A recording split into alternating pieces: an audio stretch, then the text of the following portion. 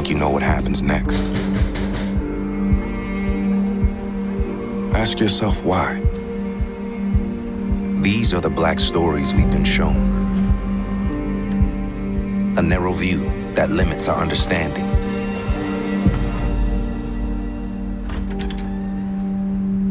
But there's so much more to see.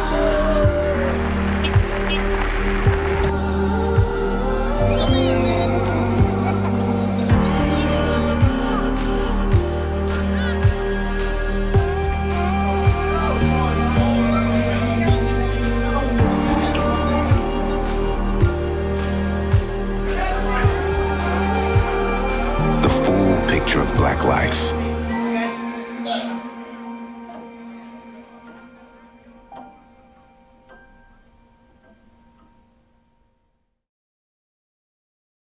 Did you feel anything during that video? How could you not? Yeah, I did. Me too. I had assumptions about where it was going, and it didn't go there at all. I was completely wrong. Which is the thing, see, no matter who you are or where you come from, you've actually been conditioned to believe certain things about yourself, the people around you, and probably even about God. You know, everybody wants something better than the nonstop conflict that's happening in our culture right now, but how do we get there? Well, that's what we're talking about today. See, in order to get to a new place, we need a view that's bigger than yours, it's bigger than mine. See, God actually sees us differently than the biased stories that we carry around about each other. And in order to get to a new place and how we relate, to get to a real reconciliation, we need to hear God's story. That's right, and that's what Brian is gonna talk about today, what it takes to get to true reconciliation. So let's get started.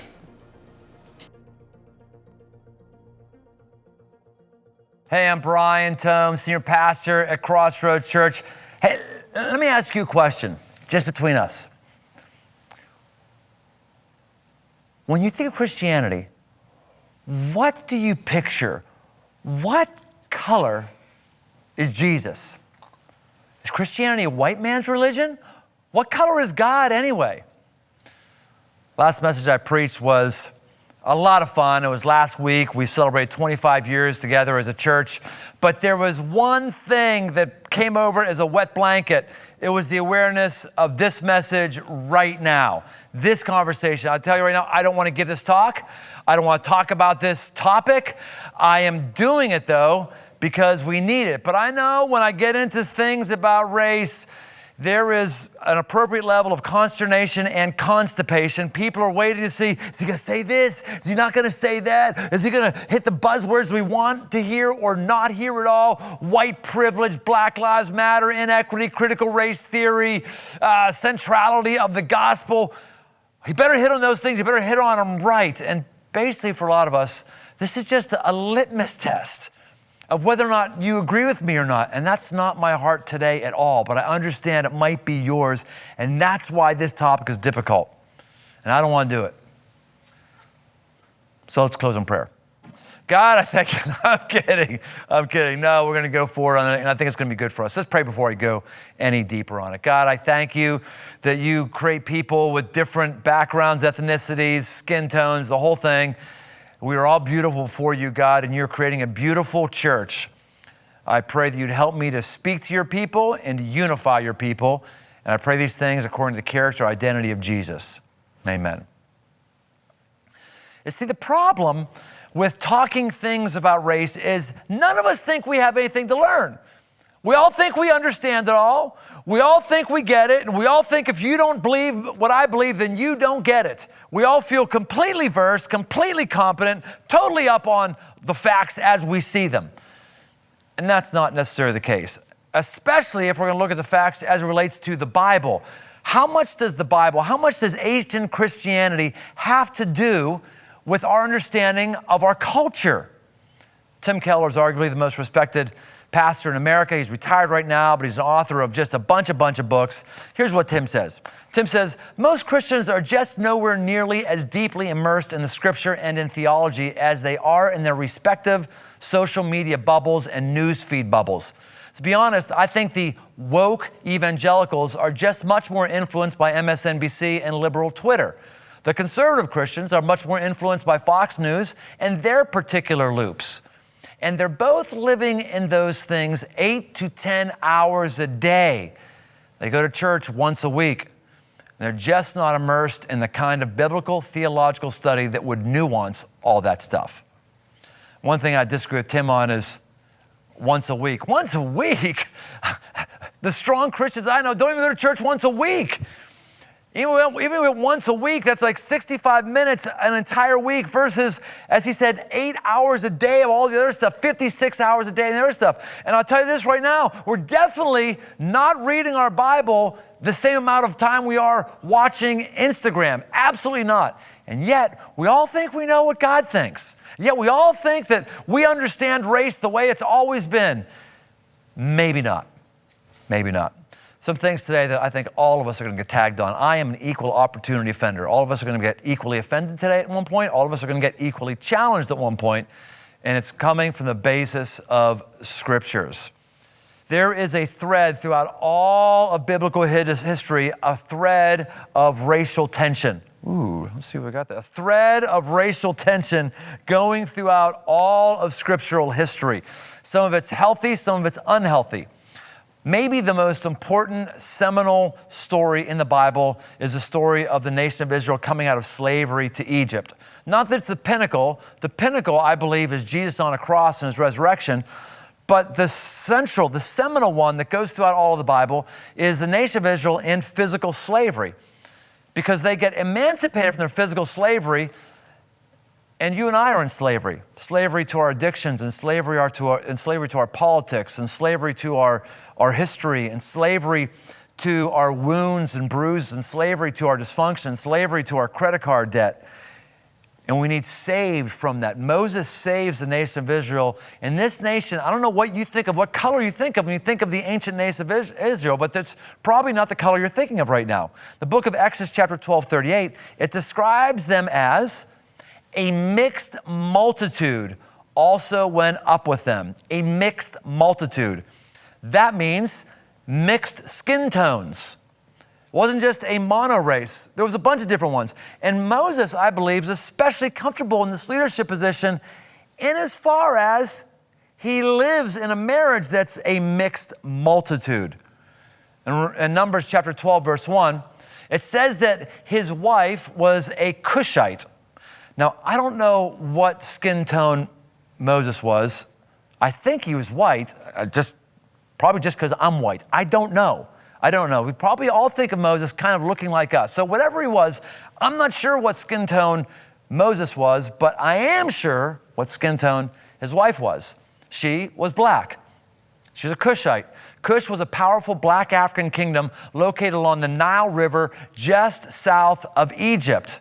So whether this is a African family of stones or this is a mixed race family, we see again here our cultural bubble of Christianity only being about white people or white people dominating the entire Christian narrative, just not being true.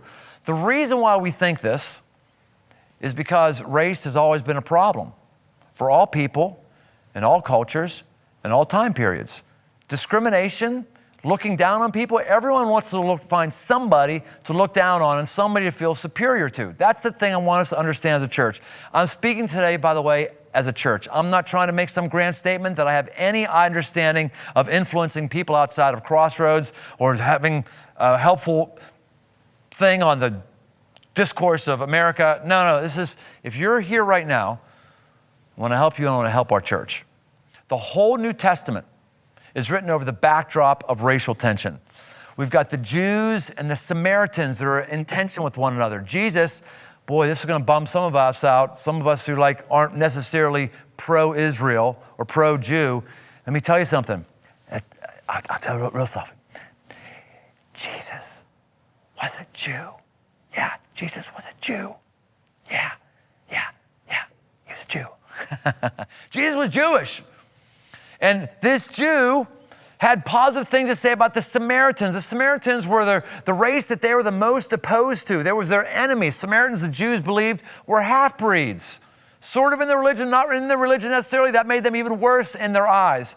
Jesus has a public interaction with a Samaritan woman. You would never do that. He breaks a racial and a gender taboo of his time. He tells another story that most of us have heard of called the Good Samaritan.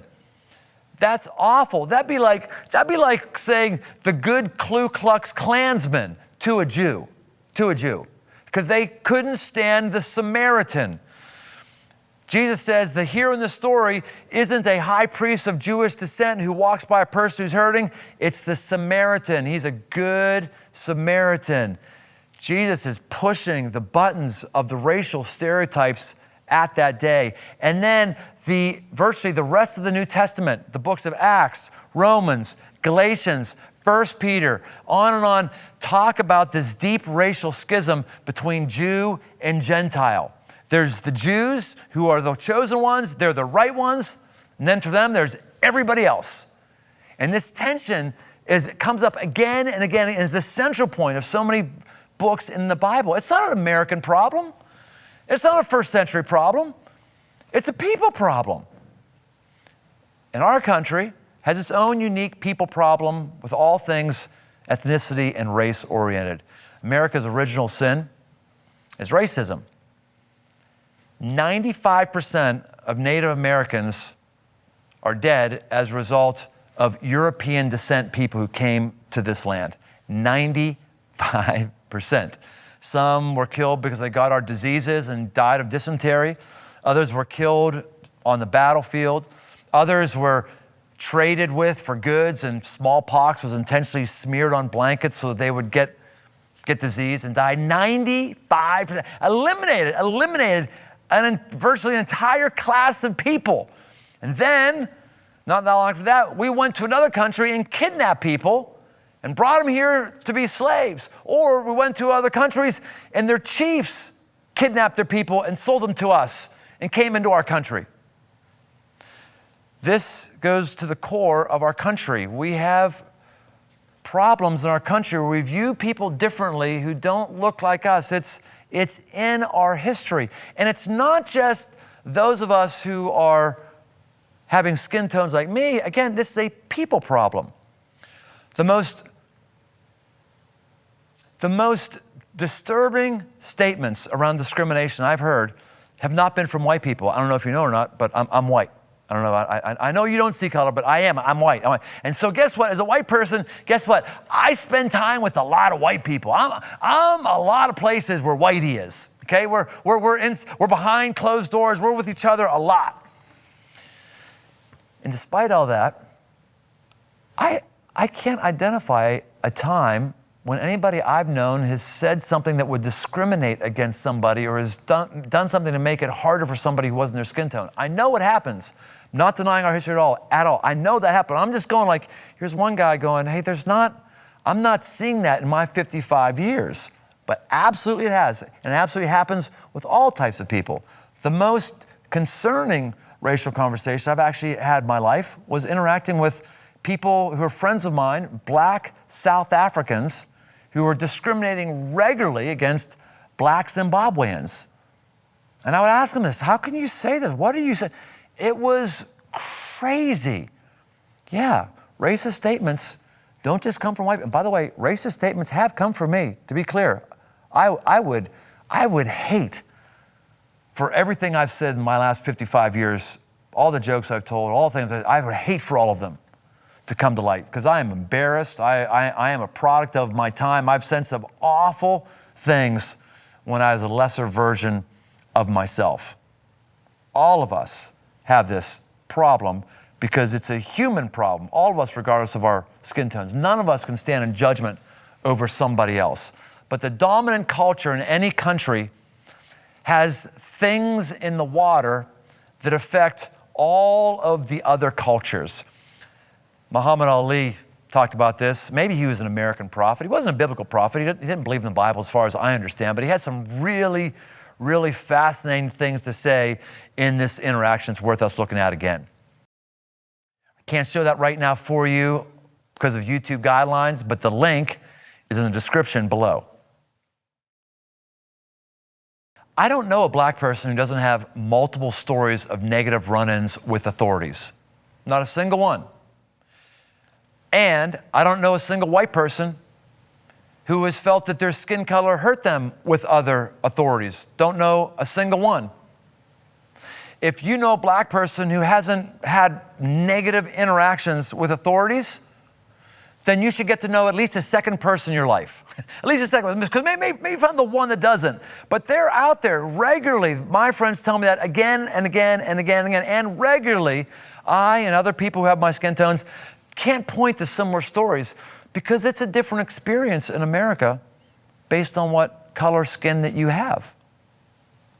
I don't know a white person who's ever done something to intentionally hurt a person of color, but that doesn't mean that there isn't a predominant white culture that doesn't negatively affect people who are not of a white culture or a culture that is the traditional historical white culture in America. Stat after stat after stat shows us that there is a problem. African Americans are 2.3 times more likely to experience infant deaths, so says the CDC. African Americans are 3.7 times more likely to be suspended in kindergarten to 12th grade. African Americans are 7 times more likely to be incarcerated as adults. African Americans are 5.2 times more likely to be denied a loan for a business. Statistic after statistic after shows that life in America, if you're not white, is harder than if you are white. Statistic after statistic, everyone, medical, financial, sociological, educational, again and again and again and again. And we can't explain them all away. Now, to be clear, of course, there's poverty problems in some races.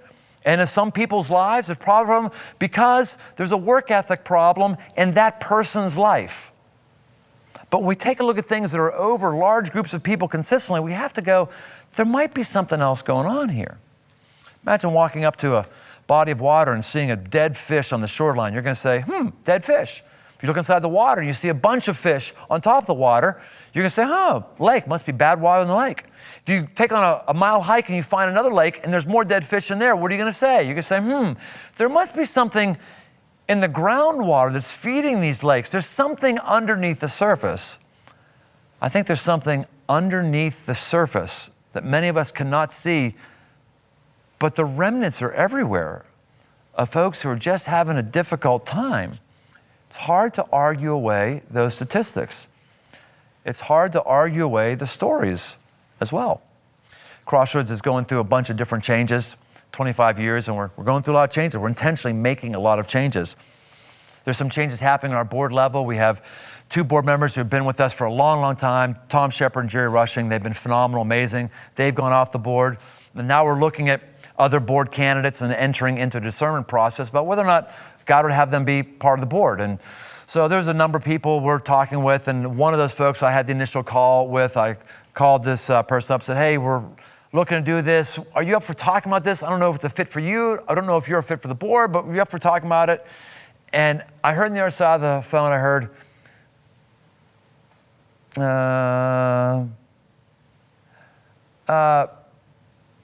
okay, sure, I'll talk. I said, okay, well, we'll be in touch with you. I knew this guy. He's a good friend of mine, and he's not white. And when I talked to him later, I said, hey, by the way, this is sort of a compliment.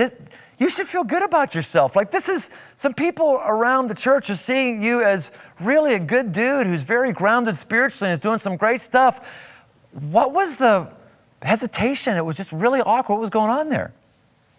He said, that was imposter syndrome. I'd never heard that before. What are you talking about, imposter syndrome? He said, well, it's a common thing with people who have my skin tone. He said, I feel like I'm an imposter. Whenever something good happens, I feel like I'm an imposter. I said, really? Tell me about that, because a lot of good has happened with this guy. I mean, crazy accomplishments in the business realm, crazy accomplishments academically, crazy stuff in his family, beautiful. I mean, just success over and over and over again. I said, what are you talking about? I don't understand. He said, well, people would tell us that maybe it's because we're told that we only got this position in business because of affirmative action. Or we believe that we don't belong because we look around a room and there's not many people who look like us. Or we come to believe that I got this, but it wasn't really on my own merits. And so when you asked me to be on that, I felt like an imposter. I felt like I didn't belong. Boy, it just broke my heart to hear that.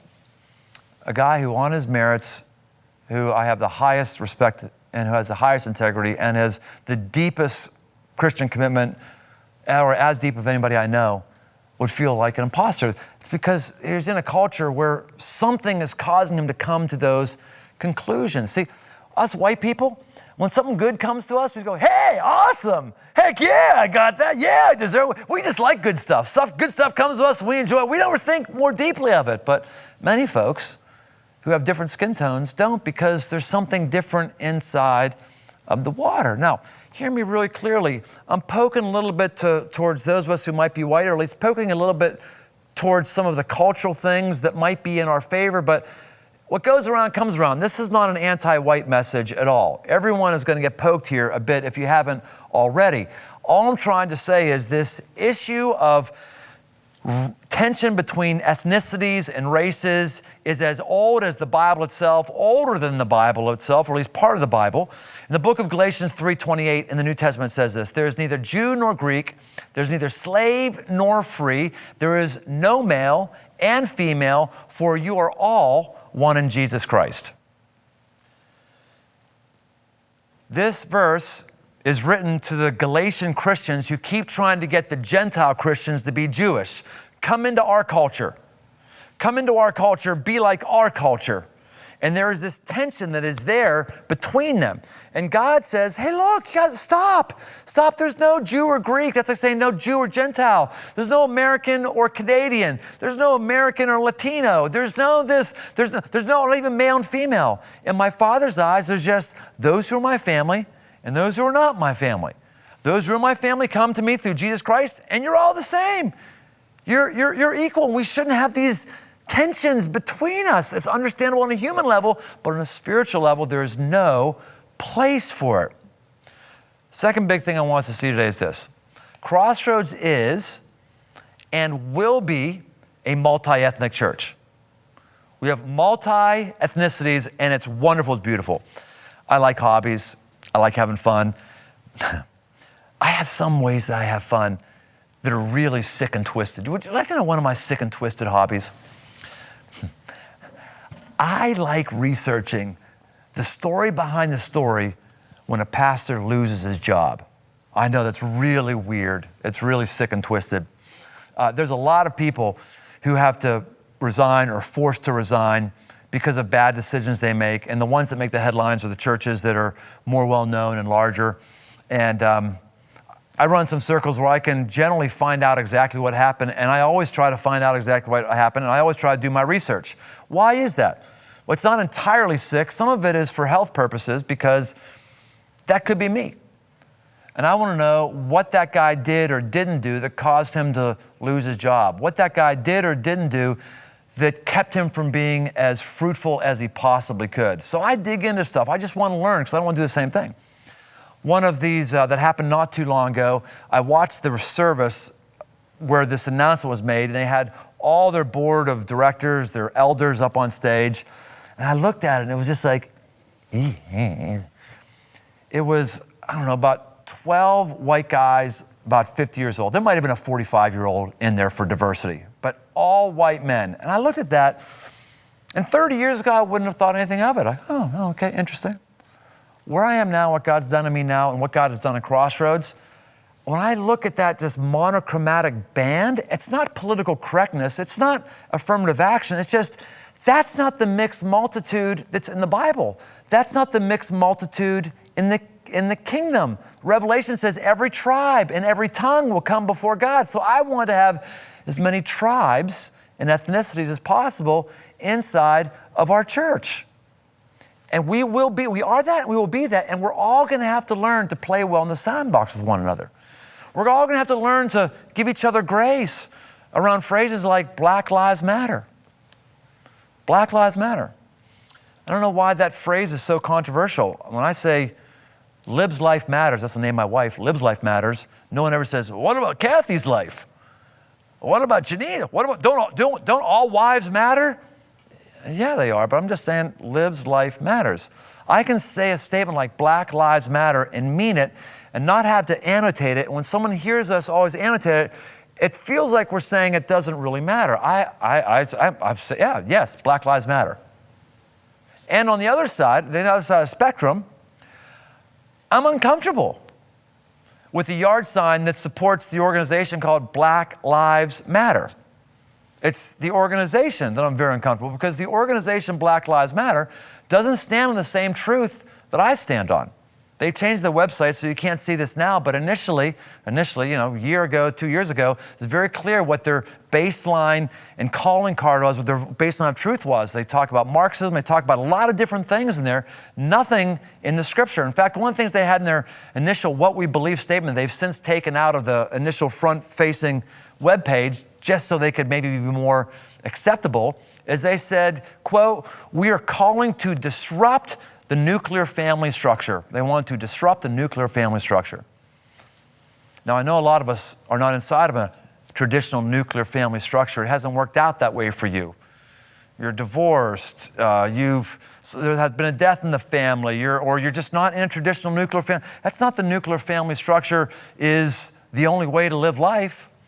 But a nuclear family where there's a man and a woman, kids, and they know their grandkids, and they're living in harmony, it is the biblical norm. It is. It's the biblical aspiration for a family. Very few of us get it, but we shouldn't try to disrupt it or eliminate it. So that's why hey, adhering to some of these things is not adhering to the scriptures, to what Jesus has died for. We will be multi-ethnic, but we as a church will not be multi-truth. I'll trumpet that Black lives do matter, but I won't trumpet the organization Black Lives Matter that isn't driven by a biblical worldview. Can you understand the difference there for us? The book of Ephesians chapter 2:14, it says this, "For he himself is our peace, who has made us both one and has broken down in his flesh the dividing wall of hostility by abolishing the law of commandments expressed in ordinances, that he might create in himself one new man in place of the two, so making peace, and might reconcile us both to God in one body through the cross, thereby killing the hostility." This says that Jesus came to kill the hostility where there were two separate entities, two separate men, where there was enmity going between. Jesus wants to kill that enmity. And he's talking here about the enmity between Jewish and Gentile, which is significant entity, significant animosity rather, where Jews are saying, you have to eat the way we eat. And Gentiles are saying, you're kidding. I'm never going to give up bacon wrapped around shrimp. No way. The Jews are saying, you've got to do things the way we do them, like you've got to get circumcised. The Gentiles are going, what? You're telling me I got to get the end of my penis cut off to come into your religion? What? That is an awful strategy for new recruits. Hey, come be a part of the thing. All you got to do is cut the end of your penis off. It's called circumcision. You're going to like it. Now, these tensions were massive, massive, and it's why people like the Apostle Paul would say, hey, the circumcision thing is a cultural thing for us, it's important to us, but we cannot put that on them. We've got to learn to live in harmony here. We've got to give on things that don't matter as much. And Jesus come to abolish the enmity. Whether you have felt it or not, there is enmity in our country. There's enmity in our church. And worst of all, there's enmity in many of our personal lives and in our families. That's Ashley's story. I'm Ashley. I was born in Florida, and my mom was young, single, and white. And she grew up in a very, very, very conservative home. My grandparents were extreme racists, and when I was born, they wouldn't talk to my mom for weeks because she was single. On top of that, she didn't tell them that my dad was Black. So when I was born, it was a surprise to all of them. Most of my mom's friends and extended family and the pastor of the church had all encouraged her to abort me because she was single. And then those that did know that I was half Black were just really adamant on the fact that I shouldn't exist. When I was 4, my mom married my stepdad, and he is Mexican. And given how my characteristics played out. My mom thought she could just play on the fact that he was my dad and I wouldn't have to know anything different. So when they got married, he adopted me. And my half brother was born when I was 6, and everything just kind of shifted when he was born. And I even had a couple family members tell me that my stepdad was actually my stepdad. One night, they finally sat me down and told me that I was not, in fact, Hispanic, which is what they were trying to convince me of, but that my real dad was Black. And I had all these memories come back of this man who I had met off and on multiple times. So everything about my identity changed overnight. And because my mom carried so much shame around her past and what she had experienced, it was really, really hard for me to feel like I could connect with the fullness of my heritage and who I was. You really have to be rooted in who God says you are, because having your family so broken, and almost being proud of that brokenness, because it is part of our heritage. On one side, it feels very conflicting, but at the same time, my mom, she doesn't, like I said, she doesn't say much, but when she does, it carries a lot of weight. And the one thing that she has been consistent about probably the last 5 years is you need to tell your story. I see the healing that's happening in her because I'm willing to share.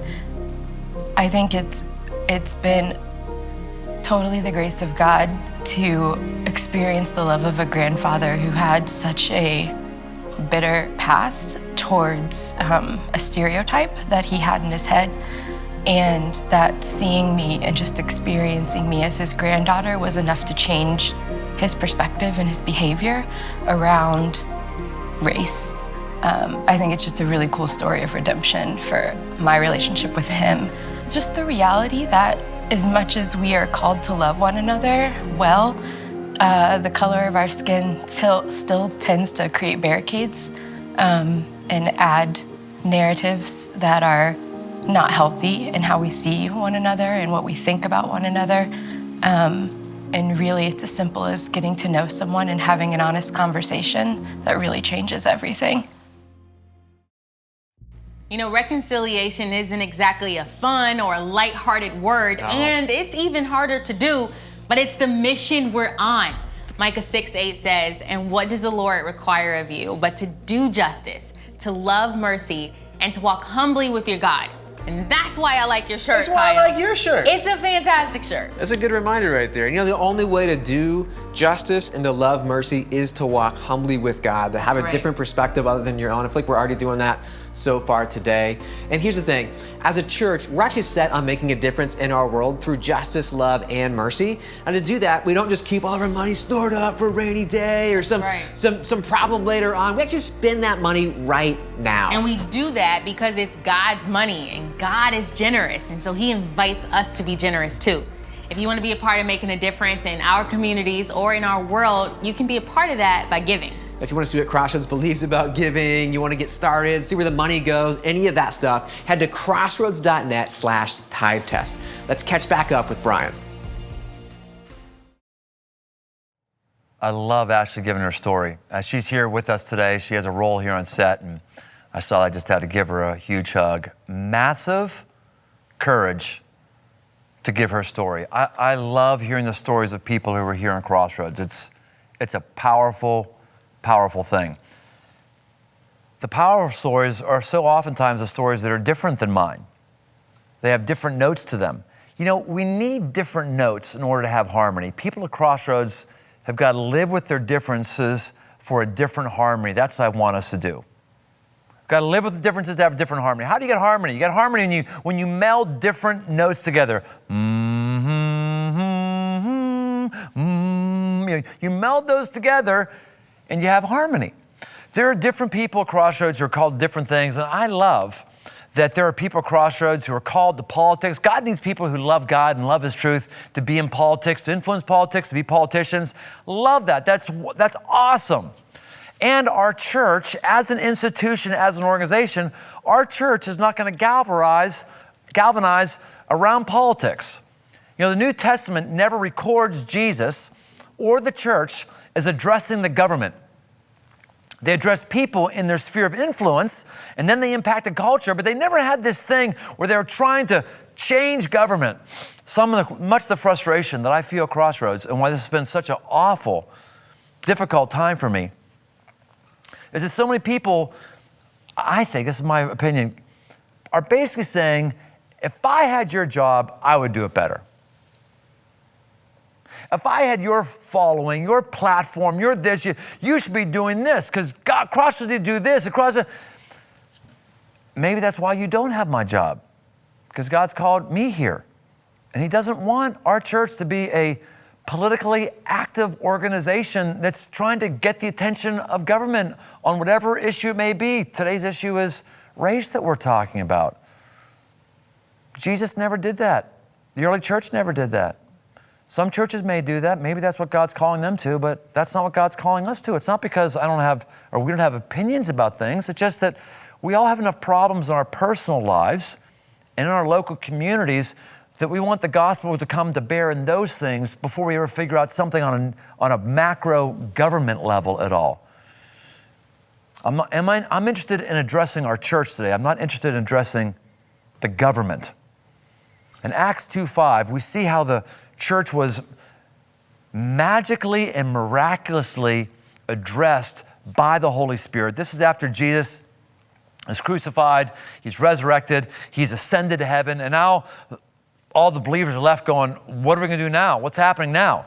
And they're in Jerusalem for this High Holy Festival, and Jerusalem has been a bunch of mixed multitude people. The Jews have folks from all over the world. They've migrated in with different cultures and different languages, and here's what they hear. These Jews that came in who at this point had not heard about Jesus. Now there were dwelling in Jerusalem Jews, devout men from every nation under heaven, and at this sound, the multitude came together, and they were bewildered because each one was hearing them speak in his own language.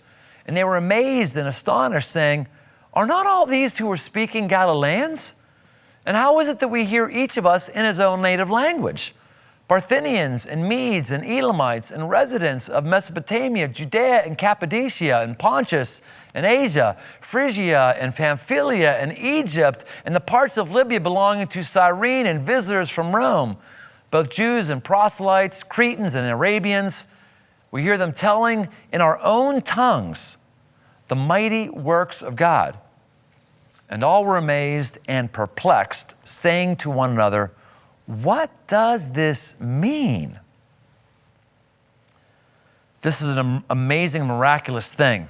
It's tongues. It's a different kind of tongues that some people have today. It's a kind of tongue where you're speaking languages or people are hearing in a language that they've always known from somebody who doesn't know how to speak that language.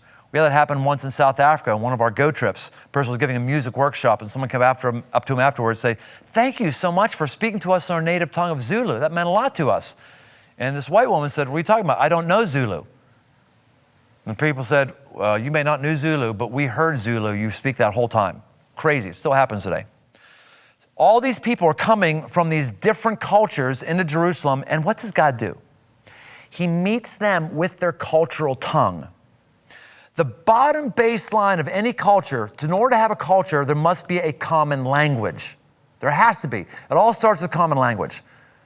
By the way, not to make a political statement here, but I guess I am. I think bottom baseline, no matter what happens with immigration in the United States, it is crazy to think we can bring people into our country and have them not learn English.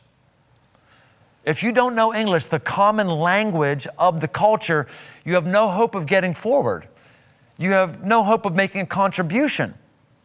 Now, it's interesting here with these different cultures, as they're around, God doesn't give them a mono language to where they all hear the same thing in their own tongue, Spanish, Portuguese, whatever it is. They all hear inside their own cultural context in their own language. That's amazing. It means God is accommodating those cultures and going to them in their language. This also means that Christianity is going to be multicultural. There's going to be certain churches that look different ways and have different cultures and talk different ways. Not every church is going to be able to reach every person or help every person. There's not going to be a church where you're going to have worship music that's going to satisfy hip hop culture, cowboy culture, and Hosanna worship culture. That's not going to happen. You're going to have a hard time with a culture at church that is verse by verse, go through the Bible and learn a new Greek word every week, and it's going to satisfy, health and wealth gospel, and is going to satisfy completed Jews, Zion kind of Christianity, and is going to satisfy hour-long happy clappy worship, joy, joy, happy, happy, happy, and is going to satisfy Quakers. I mean, you can't do that, right? But what you can do is you can have a kingdom where all those cultures are represented. And you can also have a church where there is a dominant culture, and we have a dominant culture at Crossroads, and we have a language like do anything short of sin, bless other people, make aggressive mistakes, 7 hills we die on. There's a language, but there's also different cultures sub to that come in and all contribute and somehow affect positively the rounding out of who God calls us to be. Not the church down the street, not the church over there, but the culture that God is creating us to be. That's what the gospel does. The gospel comes and meets us where we are, speaks our language, and then as we come together with different people in different places, a more beautiful expression of heaven comes together, and that's what Crossroads is. We need to have a reckoning with the things that are part of our national history and our spiritual history. Christianity has more than enough warts. Christianity has more than enough warts as it relates to oppression in our history. That's because Christianity is filled with people. And people have warts in every religion, every time period, every corner of the globe. Equally, all of them. And we need to see that we hold a key of reconciliation because we have a God who is a reconciler. In 2 Corinthians 5:17, last verse I'll share with you today. It says, therefore, if anyone is in Christ, he is a new creation. The old has passed away. Behold, the new has come. All this is from God, who through Christ reconciled us to himself and gave us the ministry of reconciliation. That is, in Christ, God was reconciling the world to himself, not counting their trespasses against them, but entrusting to us the message of reconciliation. The widest gap there's ever been has not been between black and Korean. The widest gap there has not been between white and black. It's not been between Japan and China. The widest gap it's ever been has been between God and sinners like me. Because all of us naturally want what we want and do what we want and justify it. And there's this gap between us and God's standards. And Jesus comes and he reconciles. He stands in the middle with the cross, taking the brunt of the frustration from God and offering up Jesus' good works to God instead of offering up our bad works to God, and reconciles us into one. And now we were entrusted with that message of reconciliation to bring other people to Christ. And here's the thing. If we can't be reconciled amongst different skin tones, how can we possibly talk about people being reconciled to God? Different skin tones coming together, that's like this much of a difference. We're 99.99% different. Genetically speaking, the whitest white person and the blackest black person is 99.99% identical. And yet if we can't bridge the chasm in a 0.01% difference, what do we possibly have to offer the world that is infinitely further away from God and the peace that he offers? We're going to end our time with a classic song called Amazing Grace. Here's a story behind the song, written by John Newton. Grace is how we get reconciled to God, and it is amazing. And John Newton knew this as well as anybody because he used to be a captain on a slave ship. And God wrecked him. God got a hold of him. And he wrote this song coming out of his understanding of his brokenness as a vile, wretched sinner in his terms.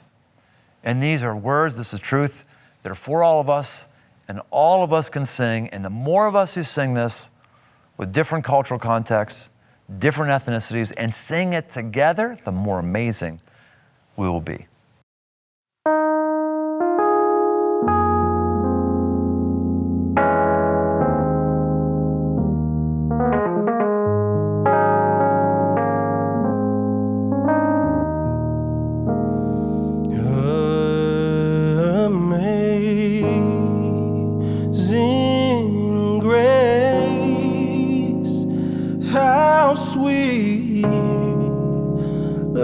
sound that saved a wretch like me.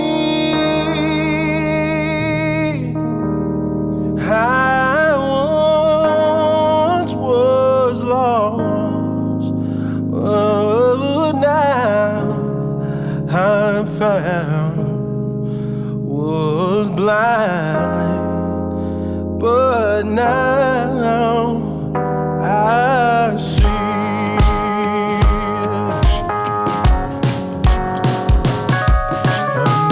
Amazing grace, how sweet the sound that saved a wretch like me. I once was lost, but now am found. Was blind, but now I see.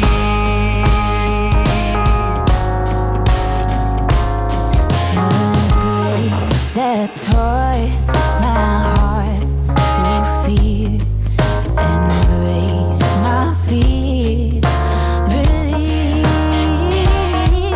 How precious did that grace appear, the hour I first believed.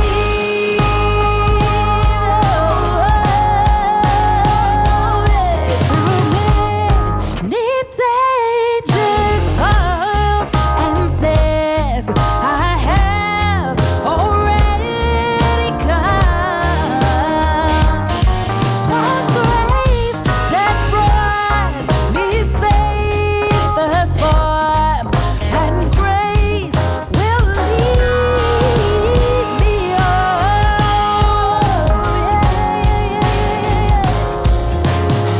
The Lord has promised so much good to me. His word, my hope secures.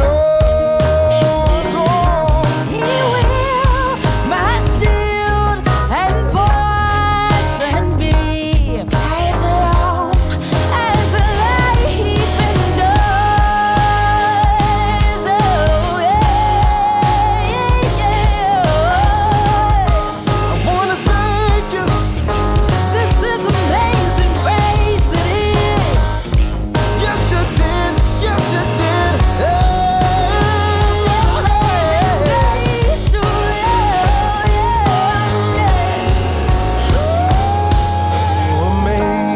Amazing grace, how sweet the sound that saved a wretch like me. I once was lost, but now I'm found. Was blind, but now I see.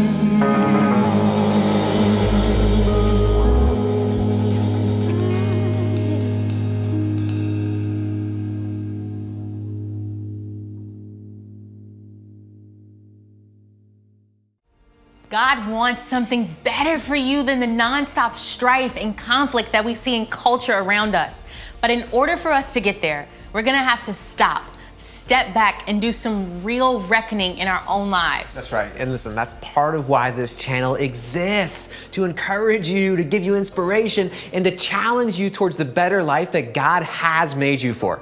Subscribe right here to make sure you don't miss any of the next videos in this series, and click right here if you'd like to know a bit more about who this God is and why He might care about what happens in your life. We've got a series of videos just for you. We'll see you soon.